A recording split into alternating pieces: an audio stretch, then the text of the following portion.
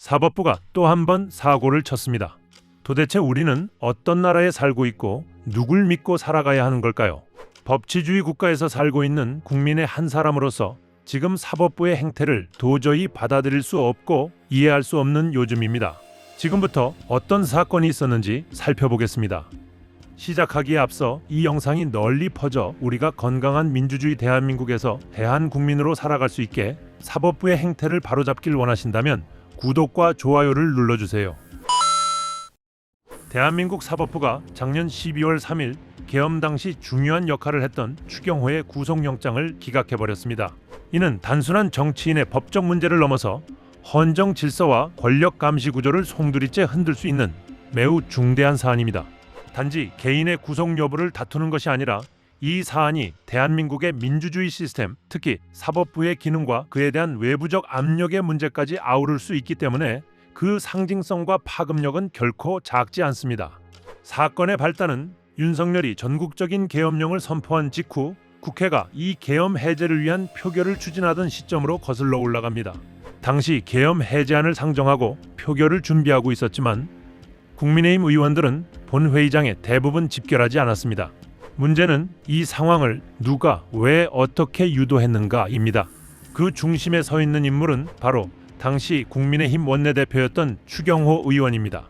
중요한 부분은 이 부분입니다.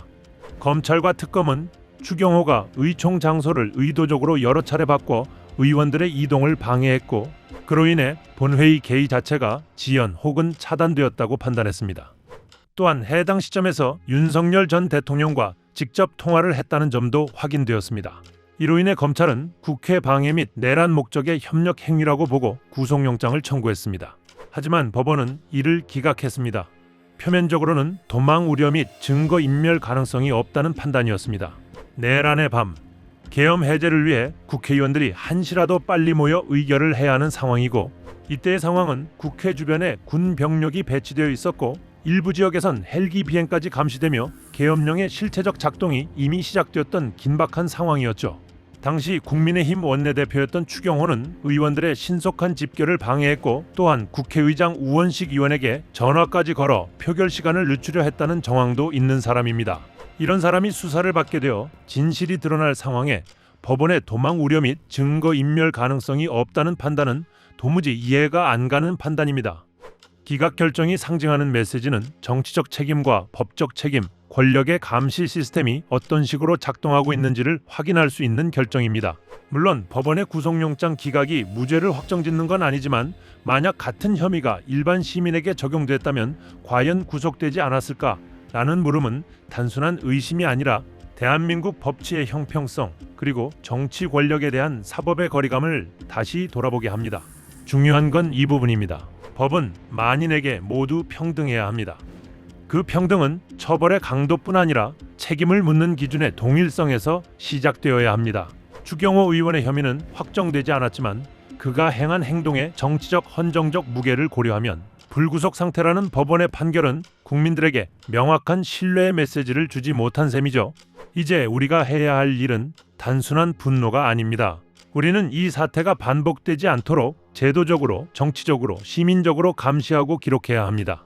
우리가 할 수 있는 최선의 노력은 지속적인 관심과 참여입니다. 많은 사람들에게 이런 사실에 대해 알려져야 하고 많은 사람들이 기억하도록 해야 합니다. 내란 세력은 아직 없어지지 않았습니다. 우리가 직접 국회에 참여하지 못하여 대신해서 국회의원들을 선출해 국정 운영을 대신하게 하는 대의민주주의에 살고 있는 지금 곧 지방선거가 시작됩니다. 어느 때와 다르지 않게 지방선거 때도 내란 세력들의 정치 공작, 언론 플레이 등 추잡하고 더러운 행태들이 이어질 겁니다. 윤석열과 김건희, 추경호와 같은 사람들이 떵떵거리면서 보이지 않는 곳에서 다시는 이런 짓들을 하지 못하게 우리의 소중한 한 표를 민주주의를 위해 일하고 싶어하는 사람에게 투표해야 합니다.